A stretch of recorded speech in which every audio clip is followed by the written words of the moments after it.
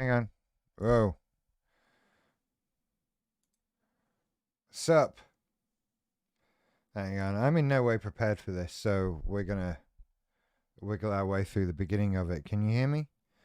Am I audible? No, that's a website. Ha ha ha. Aren't I a funny guy? Oh, that Richie's a fun guy. Funny guy. Hello, one person. Hello. I am live on the air. And I need a haircut.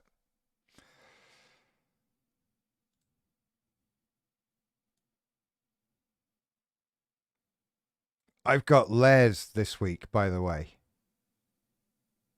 You can see them on the live stream. I have, what is this? Stream Elements. I'm a pro streamer now. Look, did you see it phased that little graphic in the corner of the screen? It's going to do it again. Although I'm noticing, as you've said something in the chat, that chat has not appeared in the corner of the screen like it's supposed to. Which is interesting. I wonder if I can get rid of that box or at least make it work.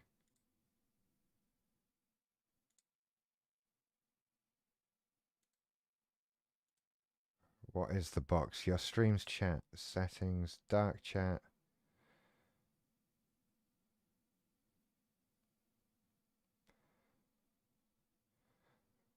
Why would you not be working? I just did something stupid. I did this. Oh, there's an undo. There we go. Look, hang on. Let me show you what I'm doing here. I can do that. Haha. Switch, just desktop. Desktop and camera. Me in the corner. This is a stream layout. And this bit here is the screen. Right? Can you see my mouse at all?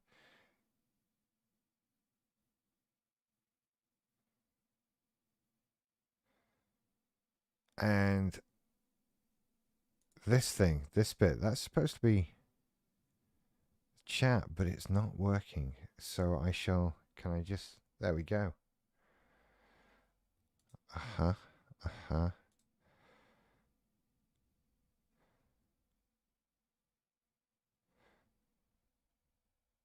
Your stream's chat.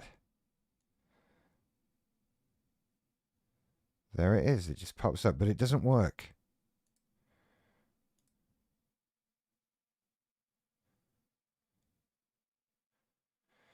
So sod it. We delete that and then save it. And then I wonder when we go back here. Yeah, it's gone. There you go. Amazing.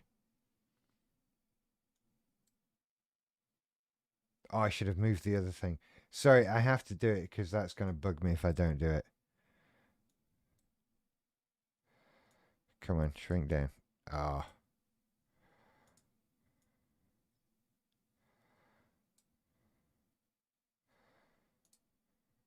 There it is. Oh, it's instant. Okay, cool. Awesome. Awesome. So I have nothing planned for tonight, by the way, just to let you know. The whole point of doing this is that I needed to. I have you seen today's video? I don't know if anybody's seen today's video. To be honest, I don't know how it's doing. Not great, which is a shame because I kind of thought that title would do pretty well. The last video did astoundingly well. I was really pleased with the last video. But this one apparently not. Okay, fine. But never mind. But what I was basically saying in that, my reasoning behind this is to try and up the super chats, try and get people into Patreon because I need to demonstrate growth on this channel. And it started out being having to demonstrate growth for somebody else's benefit, and has become pretty much like having to demonstrate growth for my own benefit, so that I don't end up doing the same thing I did years ago, where I end up just sort of flogging that dead horse of doing the thing that I don't believe is done, but really it's done. Like it's never going to be what you want it to be, so why carry on? And I don't know, have I reached that point with this yet? That's been the worry, right? Is this um should I give this up? That kind of thing. And I don't want to. I'm not doing. This is not me saying I'm giving up. Um I really like this. This is the best thing I've ever done, right? And I love it, all of it. And I've been putting everything into it. I've been putting so much stuff into it. And so I don't want to stop. I don't want to like pack it in or give it up as a failure. I don't think it is a failure yet. You know, but I don't know. Kind of like for my own reassurance, I need to see growth. You know, I need to I need to be reassured that what I'm doing is worth it. That it's not worth it. That it's not a stupid idea. I think that I'm not crazy for trying this. I need to know I can do it because it needs to start actually happening. That's the thing. Um, and it's been a very frustrating time. I have been so focused on this thing and so unable to concentrate on anything else at all.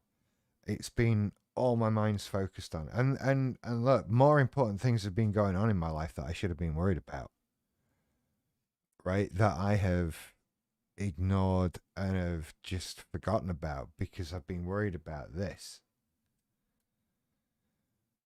And the truth is that my entire adult life, all I've done is make content of one form or another, right? It's all been about making stuff and doing stuff. It wasn't always about being on camera. Um,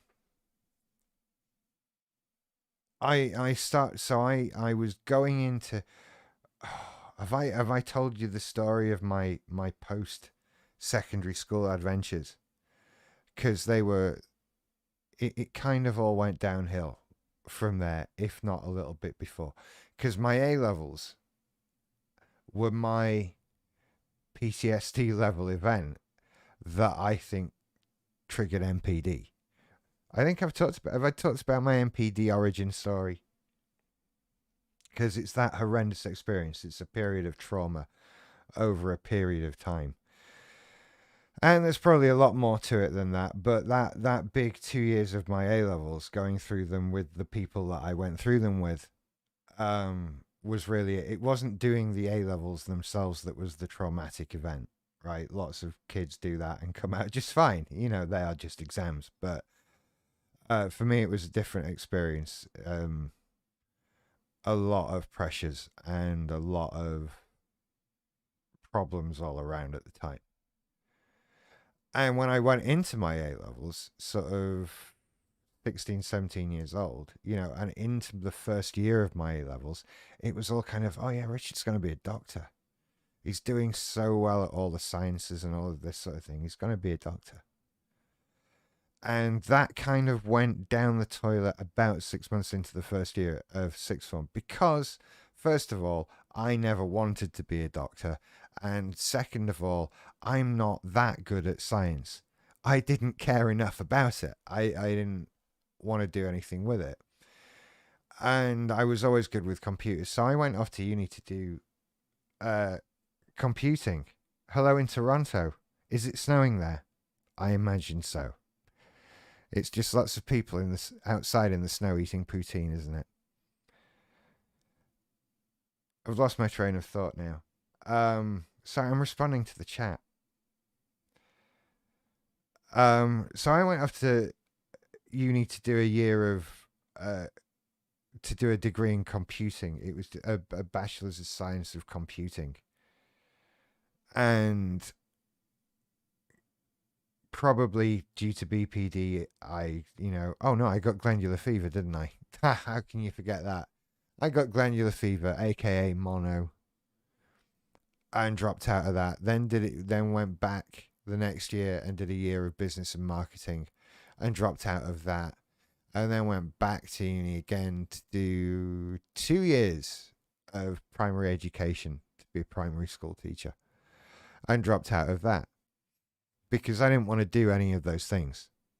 Ultimately, that was it. I wasn't really interested in things. And then ended up in media because while I was doing the teacher training thing at Bretton Hall, all of my friends were doing much more interesting courses like acting and stuff like that, which sounded a hell of a lot more fun than what I was doing in the learning to teach 8-year-olds class, which is fun in its own way, but you're not allowed to just play with them all day. They actually have to learn stuff, and then it stops being fun, doesn't it? And so, after leaving uni, which I also dropped out of early, BPD for the win, I started a media company with some friends. And the idea is that we set up two companies, one that was like a corporate media production company that was corporate videos, very boring stuff. And the other side, the other company was like movie production. We were going to make movies. And the idea was that we would do the money earning work with the business side of things and then put that money into the movie making side of things.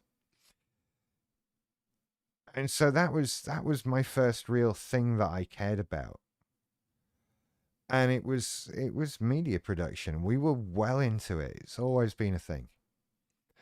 And we were doing stuff before people were trying to do it. We were putting video on the internet and things like that, which was crazy at the time.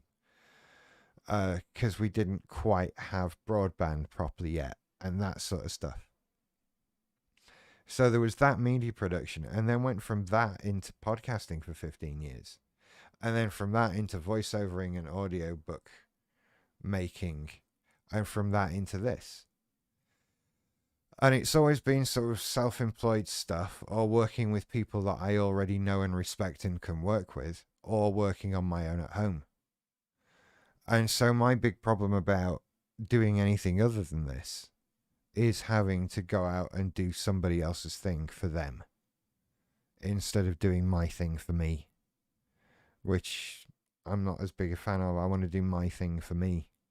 I want to do something that I actually care about, which is what this is. So, of course, there's a desire to make it succeed. I don't just want to do a job and exist and do that job Monday to Friday to just exist doing whatever it is I can possibly squeeze in to do that particular weekend. Because I feel like that's just pissing my life away, one way or another. Like, I don't want to. That feels like critical of other people. Like I've discovered some higher meaning or whatever, which is bullshit and not true. And actually, I don't think you think I think that.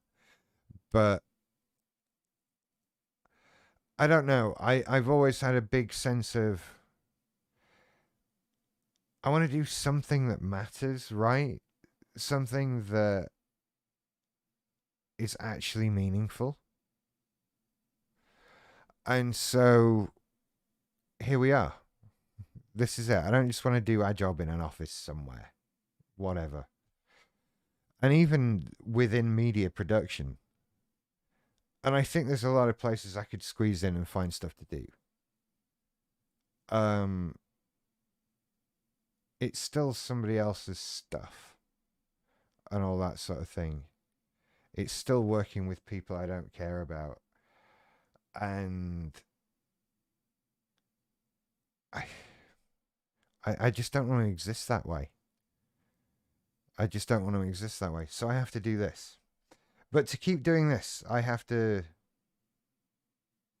grow it. It has to get better. It has to get bigger. I have to encourage you to do super chats in the chat room and that sort of thing. So I'm going to switch to my thing that shows super chats.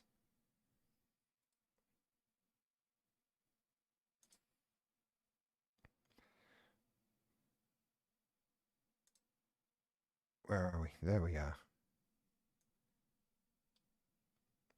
So yeah, if you wanna send me a comment that I shall read out and dig into and all of that, whatever you want to talk about, please send me a super chat. It's so very much appreciated, and you know it's it's uh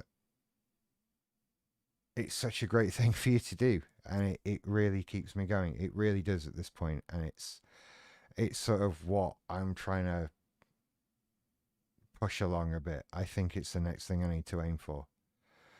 But also the Patreon thing and the memberships thing, because we now have those YouTube memberships,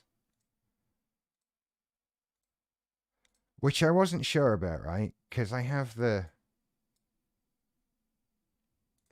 Patreon stuff, which is great. I don't actually have any issue with Patreon as a website. I think they take a painful chunk of money, but what can you do?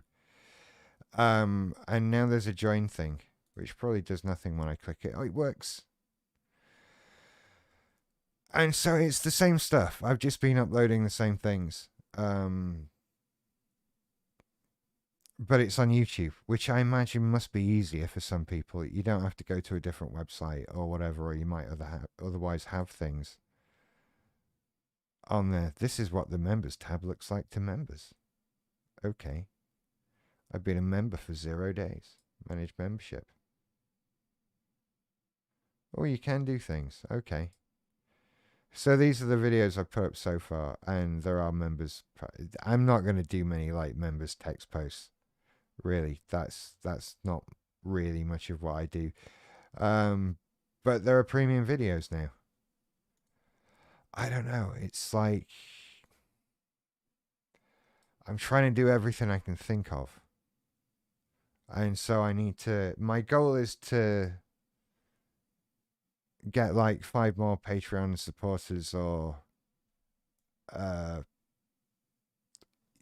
what is it? YouTube members. I don't know what we call that. And that's kind of the point of doing these live streams, and to see if I can get some super chats, that kind of thing. Because this is what I need, it's sort of come down to this for me, which feels odd. And I don't know if I'm like pushing it too far or trying to do too much or what. I honestly don't know. It's frustrating, to say the very least. I've started resenting other people on YouTube who are doing better than me, which is most people. Which is a shame, because I like watching mostly YouTube. This was the thing with podcasting, right? Is that if somebody's doing something you think is better than you, you just resent them automatically.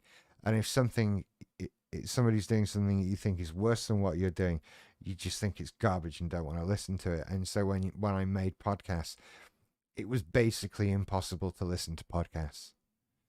And now YouTube is starting to go the other way. I can't watch other people's live streams anymore. It just gets me riled up.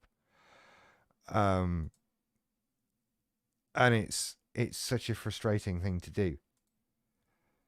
And yeah, I don't know what I do wrong. Right? I don't know what the missing element is. I had a feeling that it was that my audience just wasn't big enough in the first place, right? And I've been very cautious about doing new things, new monetization things with an audience the size that I already have, right? Which is why I've been mostly concentrating on growing the number of YouTube subscribers. That's been my model of growth and measure of growth, and that has always been really pretty good and a positive thing. And then this outside pressure has just made me look at like money coming in, money things. And I hate it.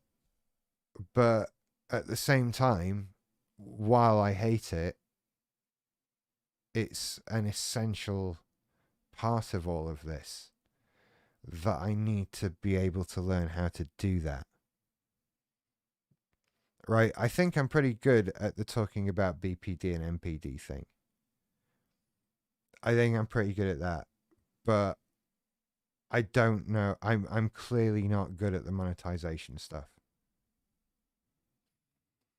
So I don't know what to do. Any feedback would be great, you know.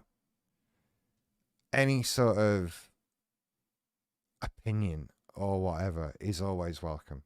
Whatever it is, because it gives me something to work towards. Most of the time it's just a stab in the dark. Most of the time. You just I have no idea what will do well. I have no idea what people will like or not like, what gets somebody to sign up for something, what doesn't. I don't know. You work on the basis that there's always a certain percentage of your audience that will put anything financial into you in whatever way. And back in the podcasting days, that figure for me was about 10%, something like that. Which was huge.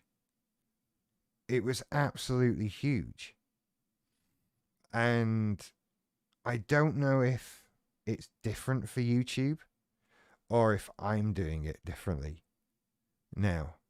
Because now it's about it's not, it's a fraction of a percent now.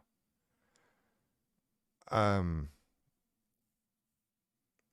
I don't know, is that normal? I don't know.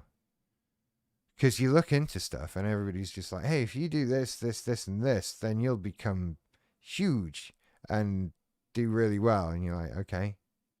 And you do it. And, you know, it is what it is. And of course, I'm talking in relative terms, right? In terms of when we're talking about growing a channel and all of that sort of thing. I've not done this to be huge on YouTube, to be clear, because that's something that, you know, people keep saying to me, that I've heard this a lot today. Like, you know, you're a mental health channel. They're only so big. Like, yeah, I know, right? I know, but there's a lot of headroom left, right? I know if I was just trying to make the biggest YouTube channel, I would do something like, I joke about it, but I'm serious, really, the opening Kinder eggs or Pokemon cards or something like that. Right? I would do the most inane, boring stuff that keeps people fascinated.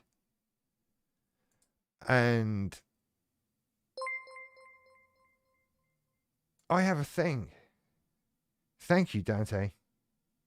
I think the problem is society doesn't give you breathing room to simply create. You're forced to come up with something as soon as possible because you have bills to pay, which doesn't work for people like us. Yeah, absolutely. Thank you for the super chat. That's awesome of you. Yeah, I think you're absolutely right. And to a certain extent, I think once you're established in doing what you're doing, then that can be okay. You can work in room to create within the business world. Look at the movie industry and stuff like that. Once the amount of money involved is big enough, then you can move on. But when you're starting out, it's next to impossible. It really is. And look, this is a common complaint. I'm talking about a YouTube channel. I could be talking about making my movie or getting my band together or doing my paintings or my sculptures or whatever else, you know. But these sorts of things were never really presented as options. Thank you for a second super chat, Dante. That's amazing. Thank you so much. And I think, yeah, we all deserve to be happy. Absolutely. But I was thinking with the, talking about school and A levels and that kind of thing. Creative things were never put forward as a possibility to me. And I think they still scare the life out of my dad, right? Um my parents come from a time and a place where you got a job and you just do that job, right? And if you're lucky, you get a good job. If you work hard at school, you get a better job. You get something that's nice, that you like, that is rewarding, all of that. But you get a job and you just do that job. And if you turn up every day and keep turning up every day, then you'll keep being paid every month and life will be fine. And unfortunately, that's not the whole world. And the world changed very significantly between their life and my life. And I was somebody that didn't fit into. I was pushed more into the academic side of things, right? At school in A levels, I did sciences and maths and that sort of thing. Because the alternative to that was like manual work. You were either going to uni to go and do a career and do something very important, like be a solicitor or an accountant. Those two things were always put together when I was a kid. I don't know why, but they were, and it was like be a solicitor or an accountant or a doctor or one of these things. That was your life goal. And then on the other side was, or you'll become one of these horrible things with a van. Yeah. And you don't want to have to drive a van, do you? So you need to work hard at school and get your A levels and go to university and become a solicitor because that's the most important thing there is. And if you don't fit into that, like 99.9% of humans, you're a bit fucked. And I didn't. I fit more into the creative side of things. And it's just not one of those options. The options were be clever and do high powered career thing or be a bricklayer, which is fine. But in my childhood, it was manual work. All of these things, jobs where you get dirty and all of that sort of thing, were always there. You don't want to do that. What a horrible attitude. But that changed at one point where everybody. There was a point, I seem to remember, was it in the mid to late 80s or early 90s? Feels like an early 90s thing where all the plumbers and electricians and everybody who had vans turned around and went, you know, I make like so much money, don't you? We're like, what? I make so much money being an electrician. It's ridiculous. Um, Sorry. And then we all started being nicer to them and treating them like the people that they are. That was a weird time. But by then, I was still firmly ensconced in the be an academic or be a manual person. And I'm not really either. Like I say, I fit more towards the academic side of things, but I don't know what interests me there. Right?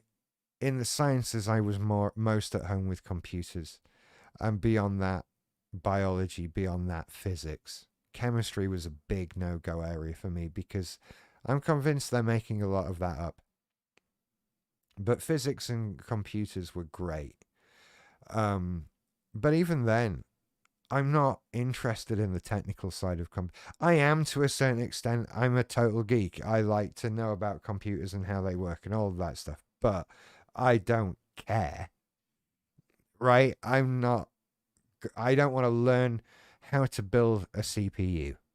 I don't care. I don't want to learn how enterprise networking works. That might just sedate me entirely. If I can't sleep, I look up information on how corporate enterprise networking works. It stuns me that any human is capable of staying awake while learning that. So I'm not interested in that. And the interesting side of computers is like gaming and internet live streaming and content creation and Pokemon and Zelda games and smartphones and fun stuff. That's what I like. I'd like to present the Gadget Show. That would be nice. I'd be better than everybody on the Gadget Show. I mean, we laugh, but I do think that. I've said that quite openly for a number of years. That show always angered me. Do you remember the Gadget Show? Is it still on? Is television still on, by the way? I haven't switched it on to check for a while. I know Netflix still works and Prime's still there and YouTube's good, but is BBC One still a thing? I've not seen it for so long, you know. I've not seen television for so long because why on earth would you look at television? Says the man with a Sky Sports subscription. You've got to have things that make you happy though, haven't you? And it all makes me happy. So anyway, what's in the news today? I know what's in the news today. That was a trick question. I'm just searching for something. You'll see one. Bear with me. This is how prepared I am.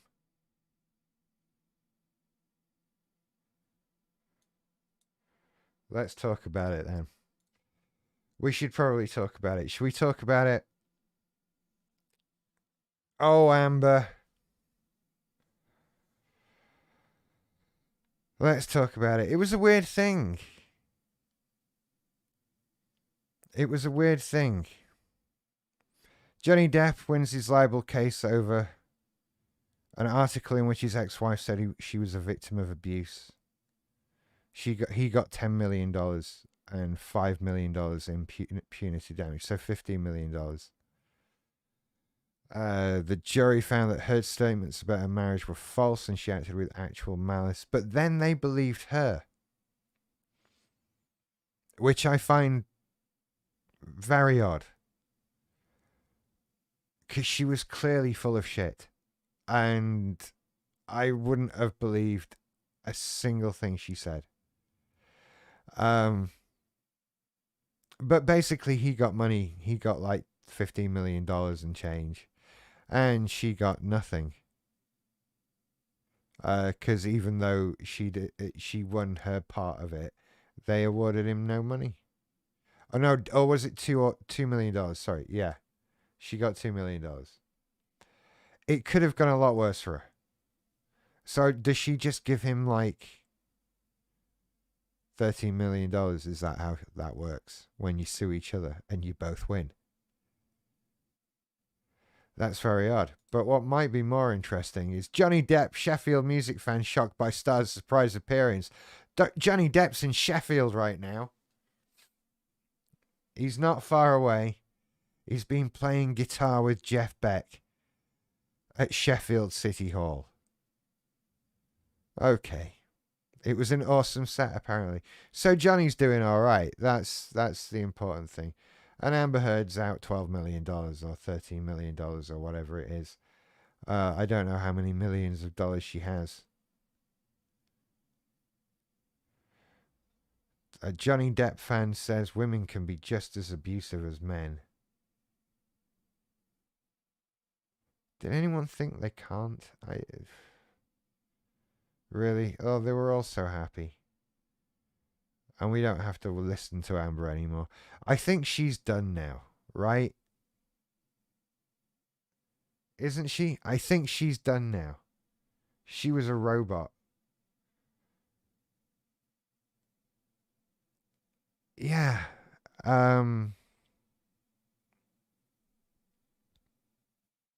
I never for a second thought she was abused. Absolutely not for a second. Nothing in her story made sense. It was all clearly a fabrication. Like, very clearly a fabrication. There were too many inconsistencies. She's a terrible liar. which, you know,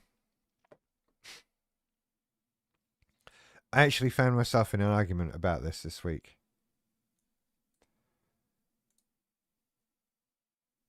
Let's get this up.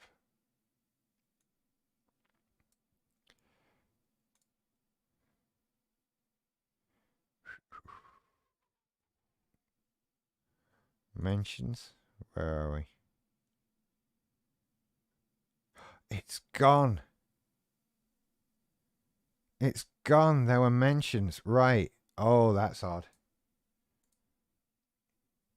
Or did I unfollow the person and so our conversation has been deleted?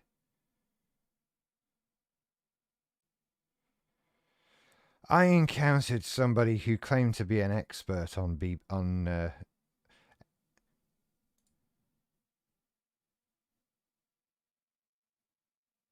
Oh, right, hang on. This person has protected their tweets. That's interesting. Or was it that I'm not an approved follower anymore? Did I unfollow this person? LW Hawksby and the Narcissist Hunter. Yeah, I had an encounter with this person. Wow. Is all I can say. Wow. Just off the map. I think I managed to find the... No, I can't. I can just put up I can just show you my responses to it. This person has a YouTube channel. And this person makes videos about evil narcissists and how evil we all are and that kind of thing. And really, it's a channel about herself and a couple of abusive boyfriends that she's had. And yeah, it was a video full of anger and vitriol and hurt and pain and projection. And she's on YouTube calling herself a narcissism expert. It's in her channel name. And she ain't no expert, right? Let me put it this way. Wow. Just wow. At one point, she was arguing with me over whether I could have BPD and MPD. Like, you can't have those. Like, and then a couple of comments later, like, "Oh, you're classic narc." And yeah, I was gonna try and get this person on the channel, right? And you're saying in the chat, "What a name." I'm not gonna say anything, but I encourage you to Google that name because I did. And yeah, I think you should Google that name. And then you'll understand why I was hesitant to suddenly have this person on the channel. And, you know, in my interactions with her, it became clear that she was not a person who was an expert on anything. But the reason I got onto this at all, I'm actually just waiting for someone in the chat to go, "Oh shit, I Googled her." The reason I got into this at all was because as part of that, she was insisting that the desire to be deceptive, to mislead, to manipulate people, all of the stuff we associate with MPD comes as a natural ability when you get BPD, when you get MPD, which is bollocks, right? I don't know how she thinks that occurs or where that comes from or why that is therefore unique to MPD. Right? Because her insistence was that it was all learned behavior.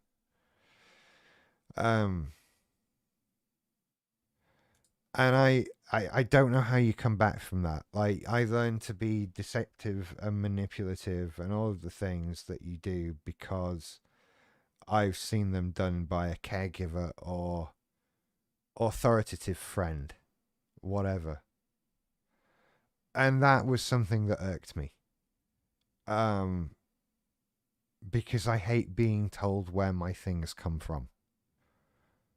Right? Because there's no set place where what governs my NPD traits and where they come from and how they come out are a set of circumstances and life situations that are unique to me. People may have been through similar things, but the way in which they played out all of these things coming together affecting the person, in my case, are unique to me. Everybody's the same. Everybody is unique, right? And it is impossible for somebody to come along and just point at you and go, well, you have NPD. And you have that because you saw this and this happened, and your dad cheated on your mum, and you grew up in a house with an abusive relationship, and all of this stuff, and you were bullied at school, whatever. And like, they can look at you and put together this totally fabricated fictional existence. And when you insist that that's not where you come from, that's not who you are, that's not what motivates you, they just immediately short circuit because they have no argument. They have nothing to fall back on because they don't know what they're talking about. No one who actually knew what they were talking about would make such statements in the first place. Right? Because they would know. An actual expert, an actual therapist, an actual medical professional knows the very basic thing that we all know, that BPD and NPD have 9 markers. You need 5 to qualify as having it, and you could have a different 5 to somebody else. And that means that the way those things affect you could be completely and entirely different from the way they affect somebody else. And because you've got different markers, they came into your life in different ways for different reasons than they did in other people's lives. And no one who actually knew what they were talking about would say things like, all people with this do that. Because it's bollocks. It's impossible to say. It's a very commonly known thing that such things are impossible to say, right?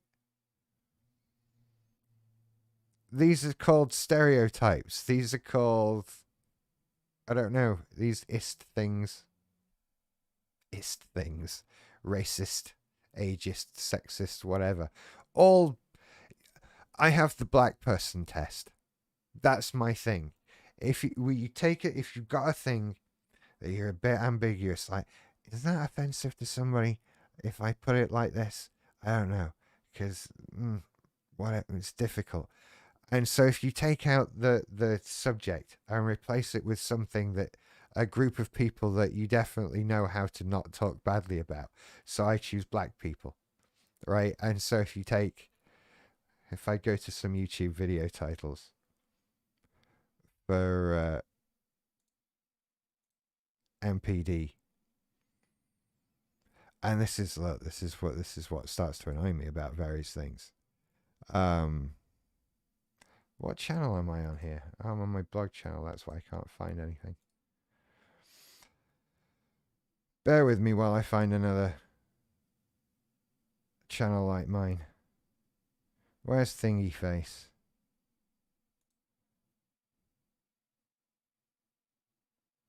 Oh, do I not have her?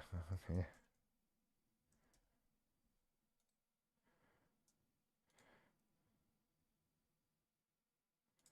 Dr. Ramani.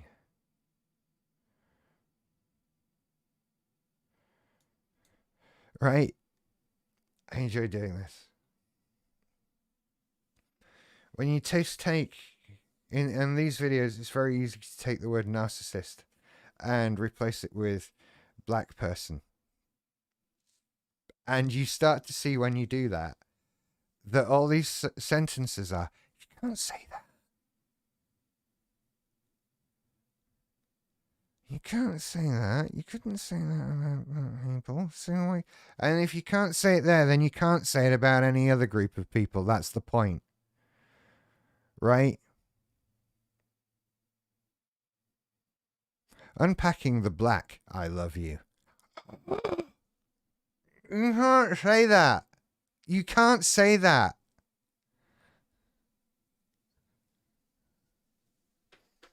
But you can say it about us. Yeah? All of these ones. Just replace the word narcissist. You can make them all racist just by replacing the subject. You could make them all sexist. You could make them all anything just by replacing the subject. But when it's just narcissist, then fuck us people, right? Screw us. Because we're just narcissists. She talks a lot about us, doesn't she? You'd have thought she's covered it all by now. She's still out there banging on. What can you do? But what she's not doing, to be fair, well, she does, actually. She doesn't differentiate between different types of narcissism, does she? We're just the narcissist.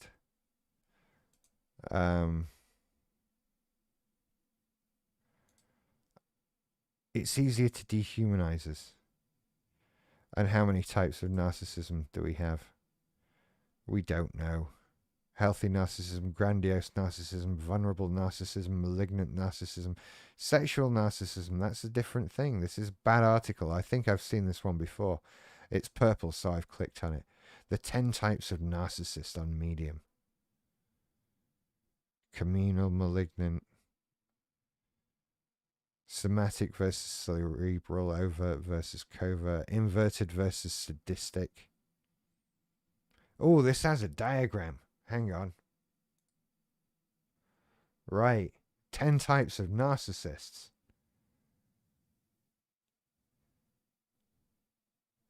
Right, what are we looking at here? Oh, that did not make it bigger.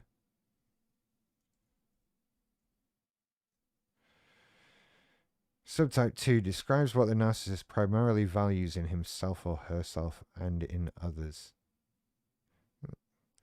Somatic, obsessed with their bodies, youth, and external appearance, spending a lot of time at the gym and in front of mirrors. Sounds like someone else I met recently. Did you Google that name?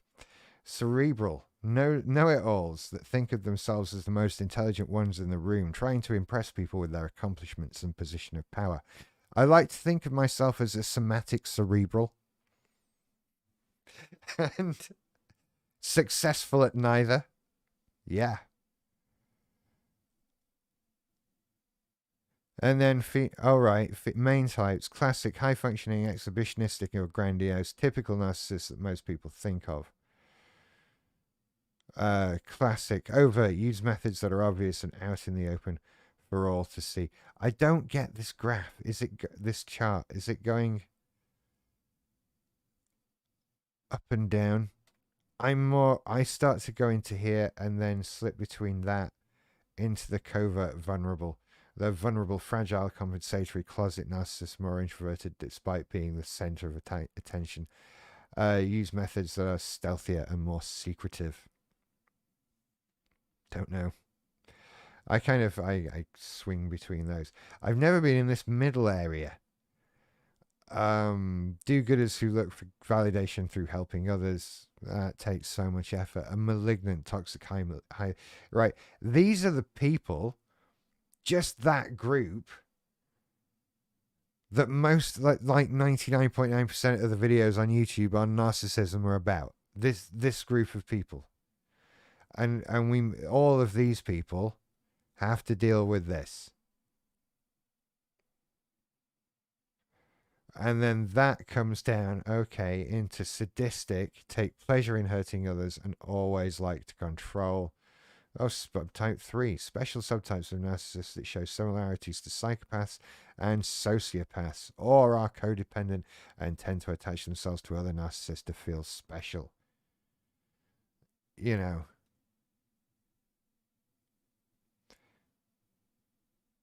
it's a blurry sort of area with a lot of these. Inverted, have a victim mindset and suffer from child abandonment issues. You see, this is what we're talking about as well. This is what pisses me off about it so much, is that we're talking about, and suffer from childhood abandonment issues. This is all trauma stuff, right? That's what this is. MPD is a trauma response, and we're battering people who are responding to trauma. How to stay away, avoid the evil people suffering from trauma. But they're not people suffering from trauma. They're not people who are in pain. They're evil narcissists. They're coming to get you and do malignancy to you. That's what we're doing. How did I get onto this, by the way? Yeah.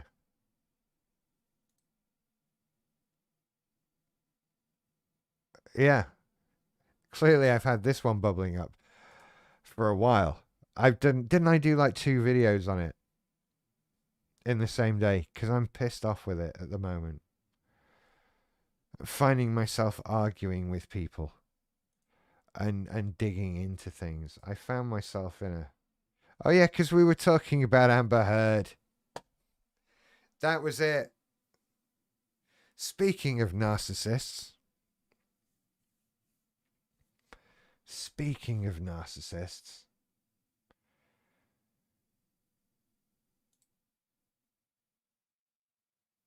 What did I do? What did I do on narcissism?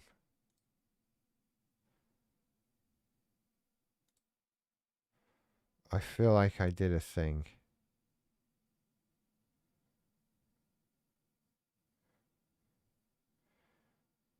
Dehumanizing MPD. Does it play on here? It does. Hey everybody, welcome back to some more early morning barking. Talking about BPD and MPD by somebody that has both. Don't forget to hit the like and... Am I doing a reaction video to myself? Okay, this just happened. Subscribe buttons and do all the socially things scrolling past you on the screen right now. Have I put weight on recently? I've not weighed myself for a while, but I feel like I've put weight on recently. It's a chubby rich down there with his... Anyway, and I know I need a... Video is as much for me as it is for anybody else.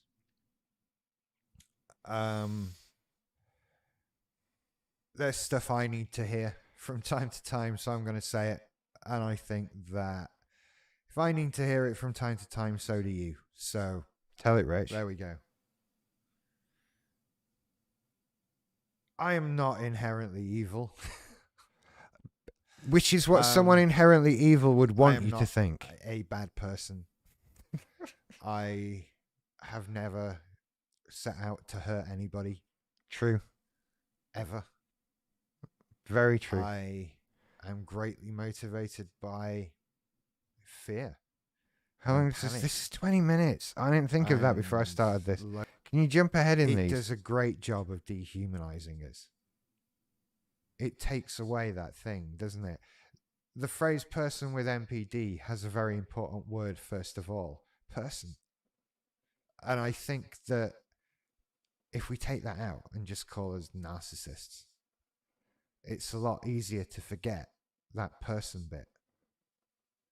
It's just easier to dehumanize us, to say that I should have ironed that shirt. This big crease down the front of it. Here it's easier to dehumanize us. His evil cheats and his lies. It really is. Oh look, Early Morning Barking's live right now. That's a membership video, by the way. You can watch the whole thing. It's 20 minutes long, you see. You just click the join button. And it's $2.99 a month. And, well, this is why we're here. Loyalty badges next to your name in comments and live chat. I want to do some original ones of those. Those are just generic because my graphical skills are somewhat lacking, right? I am not too awesome at that. But we have custom emoji. I would love to see some custom emoji coming up and that sort of thing. So yeah, there it is. Early morning barking, talking about BPD and MPD. I put that in the name of the channel. I don't know if that's going to help anything at all. I also had, there's a super thanks button, which is on anything. If you want to buy me a coffee or something like that. Actually, how much is coffee nowadays?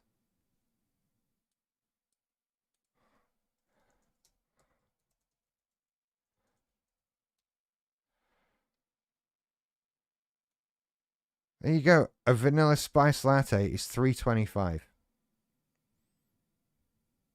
So there you go. It's not quite a coffee, but there's lots of buttons.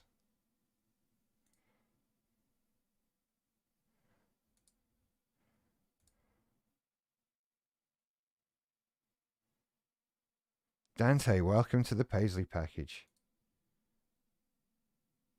Did a thing go off on my live stream? I wasn't on it. Somebody else sign up. Thank you for signing up. Gosh, you're all awesome. I've been, as I showed you, I've been messing with these overlays on the stream, and there is a thing that pings in the corner. I could have put it on the other thing, couldn't I? Hang on, I can do that now. Right, if I copy that and go into camera and desktop, and so that, but then paste it. There we go. But then I need that to go off. There we go.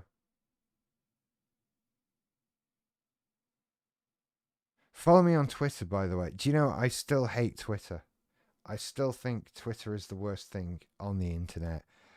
But in terms of, I'm doing a thing now, everybody look at me right now. There's nothing else going. Facebook's not good for that. Instagram's not good for that. Discord can be good for that. I give everyone a ping in the Discord.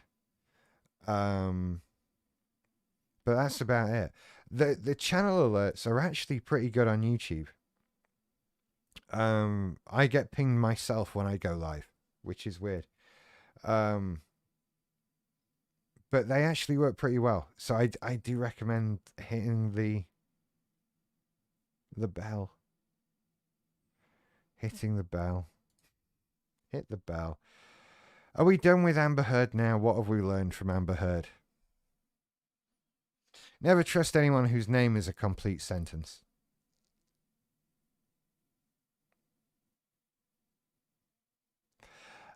And that Johnny Depp is probably quite a nice man. And that Amber Heard is probably not a very nice lady. She seemed very angry. I'd be very curious. Do you know what? I find her fascinating. I really do. I want to know how deep this all runs for her. How, or if she believes any of it. How much of it is real to her? Is there actual, you know, like what's it like being her? I would love to spend some time with her in a kind of documentary sense, like Louis Theroux. I'd like to be Louis Theroux meets Amber Heard. That's something I'd like to do. But failing that, I'd probably stay away from her. I don't know that she could like see me, to be honest. Like, do I even register as a person to somebody like Amber Heard? I don't know. Does anybody register as a person to somebody like Amber Heard? That's the big question, I suppose. But she's done some damage, you know? She's caused some problems here. Because it was a lot easier when we felt we could just believe women. And now we can't. And you know what this reminds me of? This reminds me of making blanket statements about any group of people and saying that they all do one thing or another. and the problems that come within that. And just like it's not fair to say that all people with MPD are abusive, maybe the flat out just believe everybody thing doesn't work. I'm not saying that you just automatically start not believing everybody, and I'm not saying that everything is fine as it is, but clearly a policy of blanket believing people is probably not a good idea. Here is an obvious flaw. There are flaws, and this one was called Amber Heard. You know, we can't make these statements. No woman would ever dot dot dot. No man would ever dot dot dot. Whatever. Yeah, they would. You'll find one. Don't be ridiculous. Don't be ridiculous. There's definitely always one, whatever it is we're talking about. And so it's impossible to start making blanket statements about people. Are some narcissists massively abusive? Yes, absolutely, of course. Yes. Are we all? No. No. We're not all anything. We're probably all in some kind of emotional pain. That's probably a thing if I had to pick something. However deep that pain may be buried. Did anyone Google that name yet? And it's yeah, we just can't say these things about us. We just can't say these things about us. It's insane. It's crazy. It's wrong. It's misleading. It's upsetting, and it's hurtful. And we do it too much. It's interesting being a subject of prejudice, by the way. I am otherwise a straight white man in a European country who speaks English. Prejudice isn't something I've really run up against much in my life, I'll be perfectly honest. I've been aware of it. You know, look, I used to present an LGBT news show, bizarrely enough. I'm aware of problems that certain groups of people have. I don't have those problems. I'm a straight white guy. Hi. A Christian-esque, if you want to put it that way, which also makes it easier. There's none of that, you know, I'm an atheist, so there's no religious problems here. Nobody hates me, and yet somehow everybody hates me. That's the way it goes. But it's been an interesting experience starting to learn about people will hate me just because I have a thing. You know.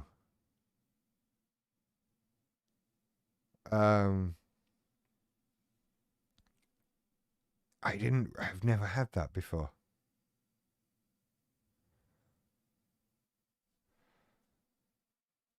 I've never had that before. It's interesting. Like, and people just shouting stuff at you like, you do this. I don't. Yes, you do. You do it because this happened to you when you were a kid. Like, no, it didn't. I sorry. It really is inconvenient to some people. But that's the way it goes. That's the way it goes. Anyway, does anyone want to talk about anything else? Where are we going here?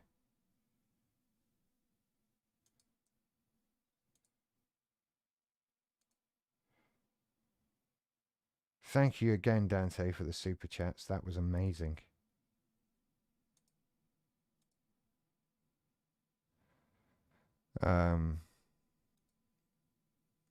I feel good because I was worried nothing was going to happen.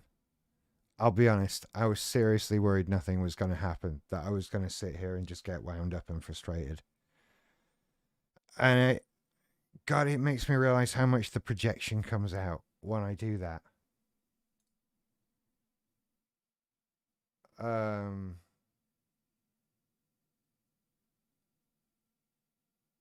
It's It's difficult. I get angry, I lash out, I rage. I can easily get angry at people who don't deserve to be gotten angry at, and that sort of thing. I'm getting much better with the rage. I tend not to. I don't remember the last time I got wound up in group yesterday. That was a thing, but that would be unfair to call that a rage. I don't know. Rage doesn't really happen anymore. It wants to, right? Oh, it wants to. It's not gone away. I still rage internally. The desire is there to do that, and it hasn't gone away in the least.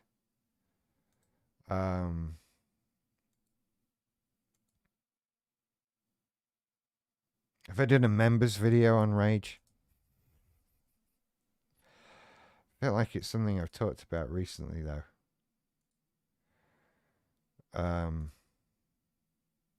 No, I haven't done one. But I haven't raged for a while. That's been the thing. That's been not the problem. That's why I've not talked about it for a bit. It's that's the thing.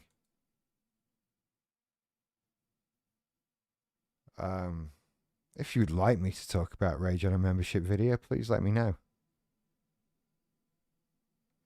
Please let me know. I would appreciate being let know. And that sort of thing. Also, I still have my super chat window open, so I can see super chats if anyone wants to super chat. Do you have any like hints for that? By the way, I fucking hate saying it. I really hate talking about it.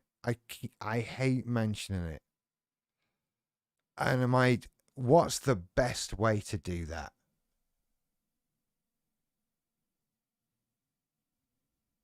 What's the best way to do that?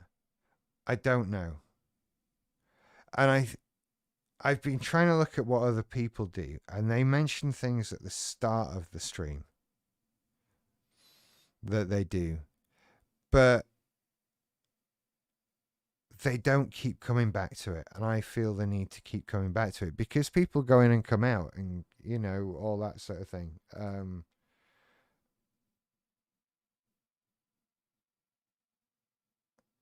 You know,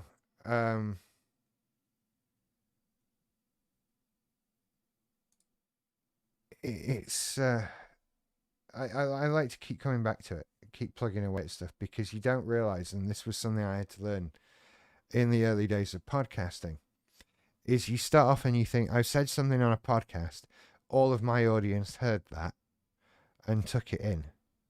And no, they fucking didn't. Not at all. Not even remotely close. When you start breaking it down, when you said those few sentences on that podcast, you've gone from, right, did your entire listener base download that episode? Well, no. Do 100% of my subscribers watch every video? Hell no. No, not at all. So you've already, if I put something in a video, it's going out to maybe 1/10 of my audience. So we've whittled down like 90% of people. And then within that, some of you had the sound off. Some of you looked away when I said that bit. Some of you were about to get to that bit and it was time to leave the house to go and do that thing, and you never went back to that video. And so many billion and one other reasons as to why putting something in our video once gets the message through to so few people. It's amazing how few people it actually is, and why you have to just keep every week plugging away. Like, don't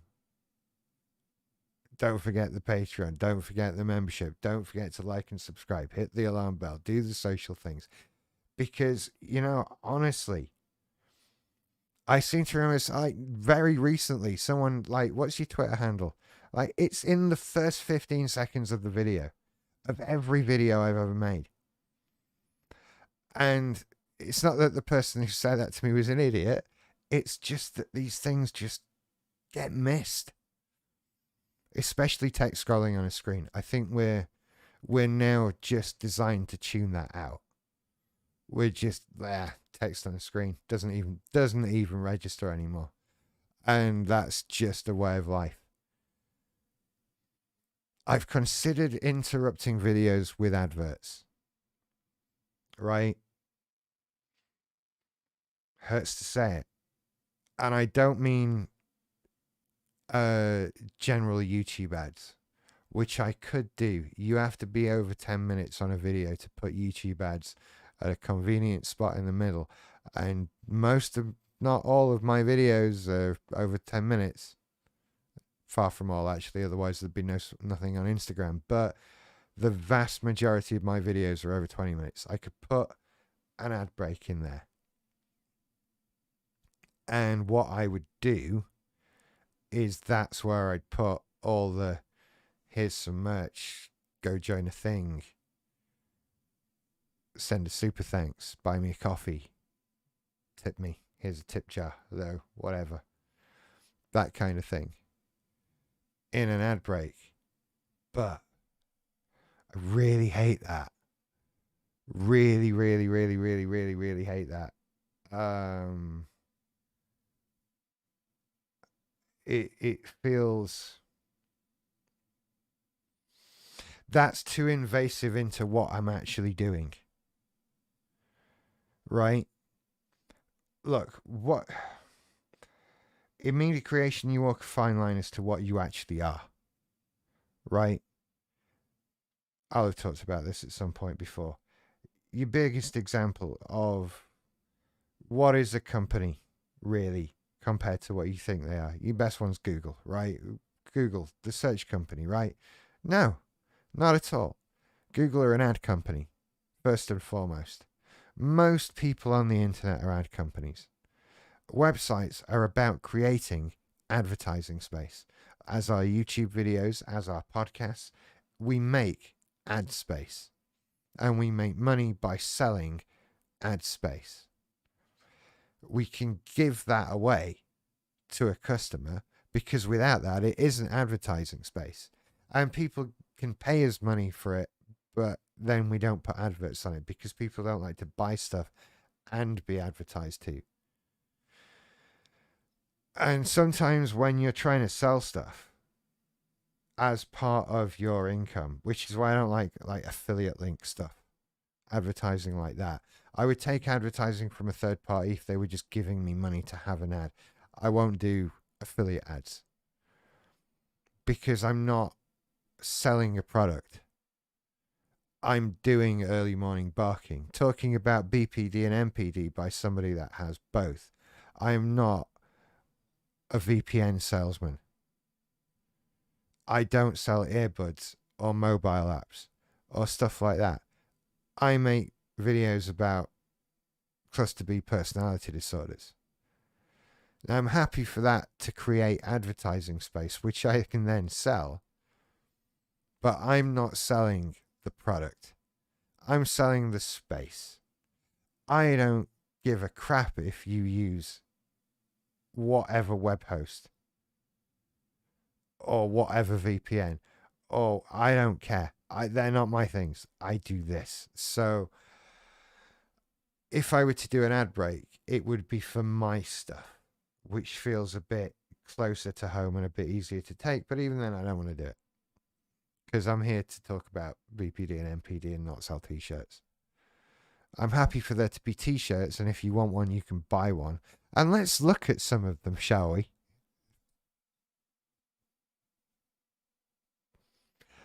Why not?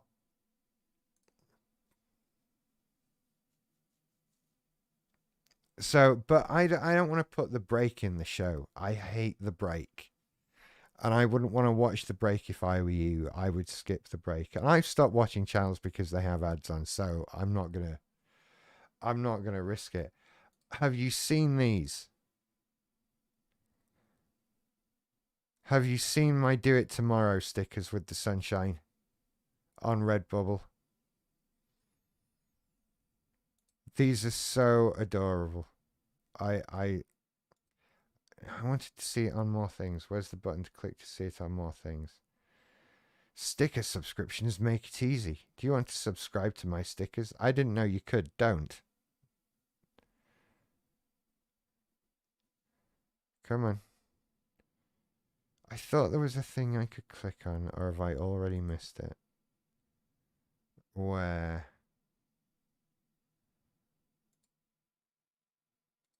No?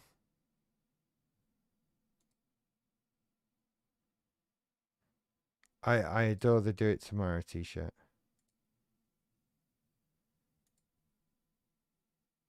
Not in purple. Maybe yellow? No, of course not yellow. Red is good, though. I like the red. Or the green. Aren't they nice? I love those ones. So that's my Do It Tomorrow t-shirt. Shop all products. Is that... Okay, everything with the sunshine on.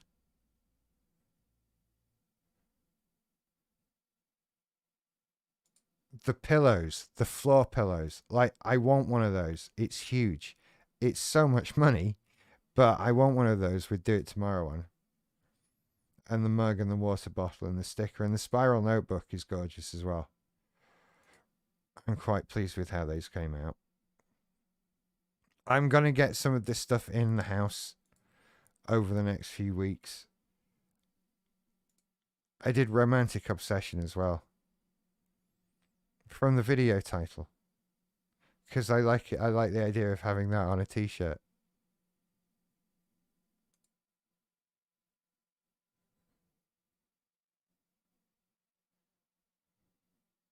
Excuse me, I just got a text from my mum, which is, of course, a scary thing at 11:20 at night. Oh, she's just... Yeah. Sorry, I have to reply. You don't not reply to your mum, do you?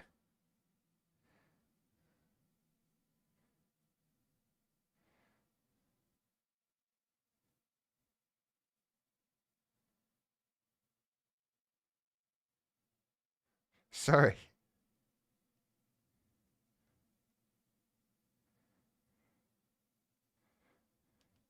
I know somebody who's traveling today, and my mum was inquiring if they're okay. You're okay, aren't you? Yeah. So that's the Romantic Obsession stuff.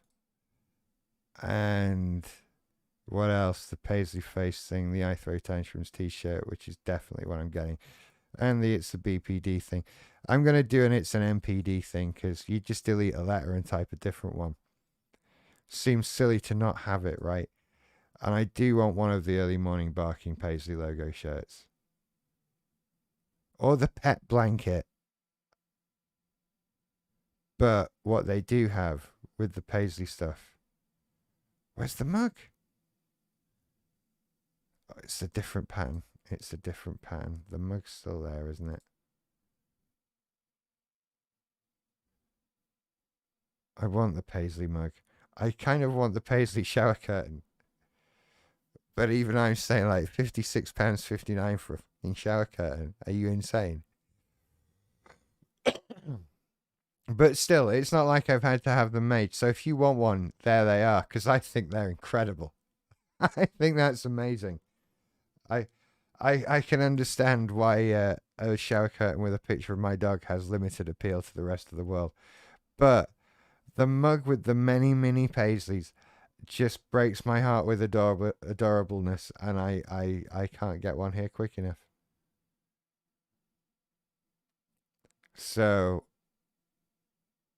merch, all over print tote bag. Love that. But they're not what I'm trying to. So, yeah, I don't want to be a t-shirt salesman.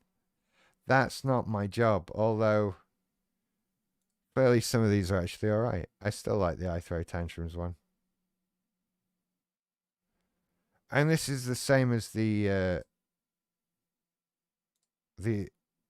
right, so this is Redbubble and this is Spreadshirt.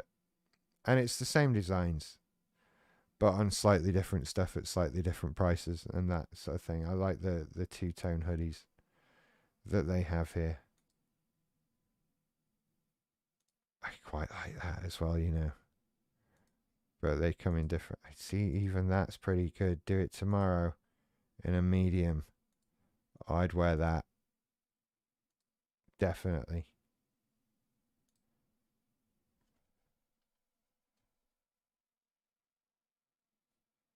Sorry, I'm replying.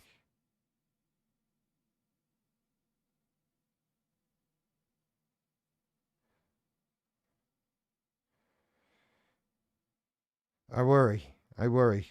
My mum's usually in bed at 7, so when she texts me at 11:30 at night, I start worrying. Um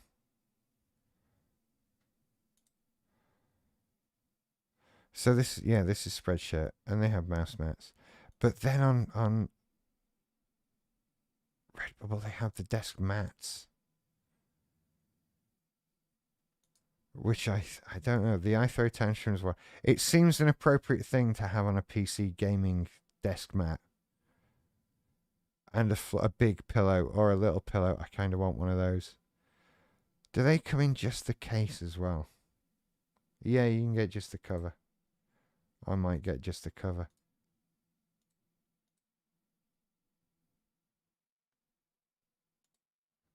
Oh, I don't know. I could do with a paisley pillow. A scarf that says I throw tantrum. And again, the shower curtain. It seemed rather fitting to have it on a shower curtain. What can I say?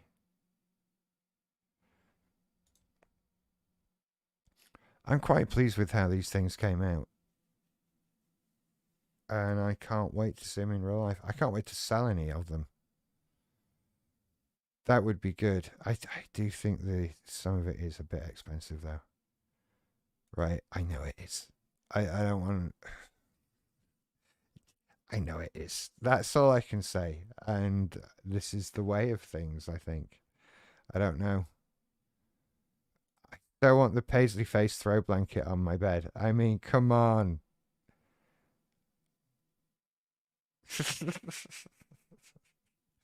That would be so good on the back of my sofa. And then Paisley could come over and shout at it. He shouts at himself in the bedroom mirror in my room.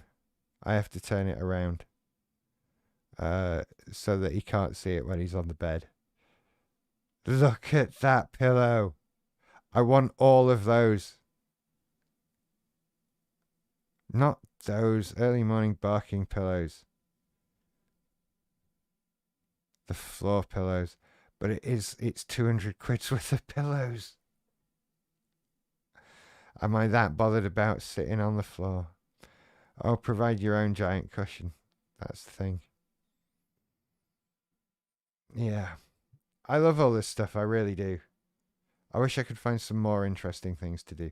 You can do blankets on here, and I want to do a blanket of sadness and a blanket of meh and all of that and see how those go. Because the idea of actually having a blanket of sadness amuses me too much to not do it. That is far too fun a thing. But God, look at that. Oh, they are adobes. So I'm going to do some more. I haven't stopped. This isn't all there will be. There are quite a few that lend themselves to episode titles that lend themselves to being t-shirts. So I'll do that.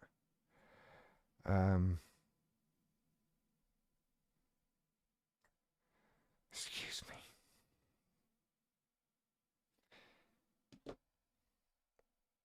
Is it rude to text on a live stream? I feel like it's rude to text on a live stream.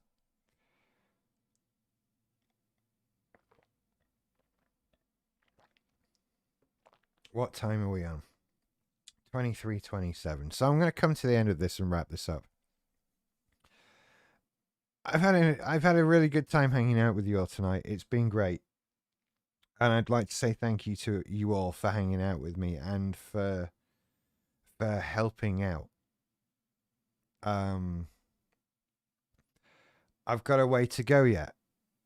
I'll be back tomorrow night. I'll do the 3 nights this week. Going forward, I might actually add an additional second streaming night. I can see my way to a Thursday night, possibly. But that's for the future. If I can make more of a go of what I'm doing already, then I'll consider adding more. And I think it's thank you for helping out with that tonight. Well, Dante, for helping out with that tonight. You've been awesome, and it's all very much appreciated. Um, and I guess I'll figure out how to get better at asking for things, drawing attention to things, and coming back to them over and over. Um, and I'll try and plan a few more MPD, BPD kind of topics for tomorrow night. I'm sure there's a lot we can talk about. So in actual fact, you have a think as well. If there's anything you want to talk about, please do so. Hey, tweet it at me at Barking on YouTube and Instagram as well. Early Morning Barking. Love me some Instagram. Put lots of things on there and that sort of thing. So anyway, pop on over to patreon.com/earlymorningbarking or hit the join button underneath the box in the video. That's all very much appreciated. You guys are awesome. So I'll keep at this and you keep at this and we'll all have a good time, I think. Right. Yeah. Okay then. I love you lots and I will see you later. Bye bye.